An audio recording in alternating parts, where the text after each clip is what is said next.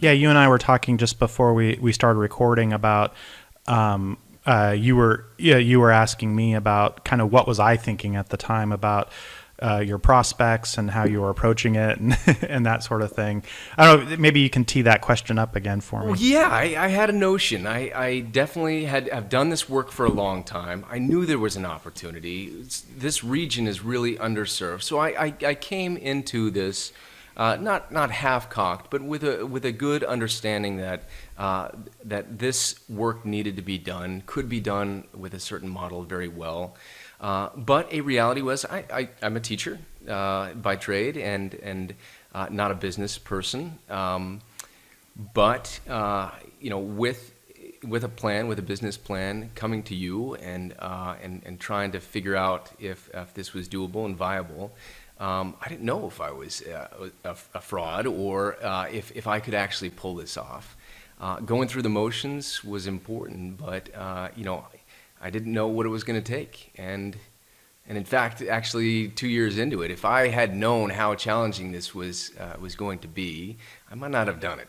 It was very expensive. There were slings and arrows along the way, and part of it was making sure I could just jump in and get going. But 2 years later, meeting with you now, I'm curious.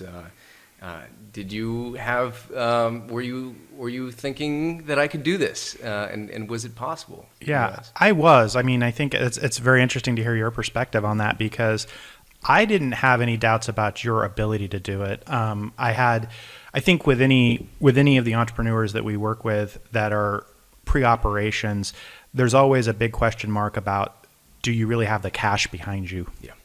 And so, and that part, it's kind of like, well, we talk about it, but there's only so far that I push with clients on that question. It's somewhat private. A lot of times where the cash is coming from is private in terms of, is it coming from friends or family or other investors? And so for us, that's, we're usually getting paid along the way anyway, but in terms of whether we believe in the total outcome, whether there's cash there to make it happen or not is somewhat of a leap of faith on our side in terms of the entrepreneurs that we work with. But in terms of, did you actually have the skill set and ability to do this and carry it through? I never really doubted that. And it kind of reminds me because this morning before our interview, I was telling somebody who I was interviewing, I was explaining what you did and your organization. And I think I've been one of the few organizations. I don't work with not-for-profits that often, and you're not a not-for-profit, but you are mission driven. Mm-hmm. And I think that a lot of people like to say they're mission driven. I think a lot of entrepreneurs, and they are, right? But if I'm working with a SaaS company who's building an app that does something great and maybe it helps society in some way or whatever, it's not really the same thing as mission driven as what your organization does. And so when I was explaining this morning this issue, they asked me, they said, well, is this a not-for-profit organization? And I said, well, not structurally, it wasn't set up that way, but it's a very mission-driven organization, and the operator is somebody who had experience in this industry and is entrepreneurial to the extent that he wanted to build an organization around what he wanted to do with his life. And so I think my sense that was who you were is why I didn't have a lot of doubt about your ability to carry it through. Mm-hmm. It's that there's been a lot of discussion. There was a book called Grit. It's that grit or that tenacity to really be into. I mean, you were into this. You didn't just decide one day, hey, I want to start a rehab facility. You were involved in this industry and this process and committed to it, and this was just a natural iteration for you, and I think that's what gave me confidence in your ability to do that. It's funny, being a for-profit company that serves children, adolescents, it is a little bit of a sell to others because it doesn't sound very good. And the reality for me is I looked at being a nonprofit. The only way for me to get this started was to secure an SBA loan, and it was Right. But I remember that. Yeah. it's hard to explain that, and what is my intention to start this business? Is it greed?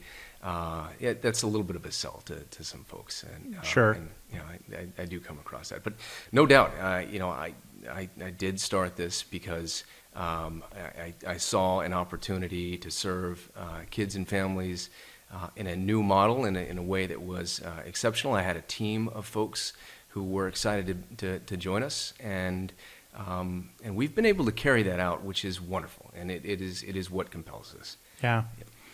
Yeah, I mean, I think from I'd put my 2 cents on the not-for-profit thing.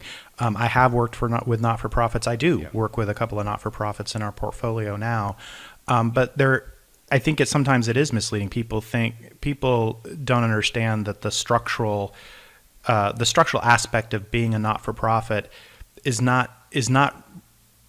doesn't necessarily mean you're more or less mission driven as an organization. From my perspective, I think there's organizations like yours that I've had the opportunity to work with that are very mission driven. There's not-for-profits that are kind of mission driven but kind of not. But the thing is that if your organization was a not-for-profit, it would be what we would consider, it would be organized generally around program revenues and program fees. And the truth about most not-for-profits that are organized around program revenues and program fees is they do in fact operate very much like for-profits. There's very little structural difference between the two. So yeah, if I were able to talk to some of those doubters, I would throw out there my 2 cents that I would say focus on how mission driven the organization is and less about what that legal framework looks like, because that part is complex and doesn't necessarily mean what you think it does. Yeah, That's fair.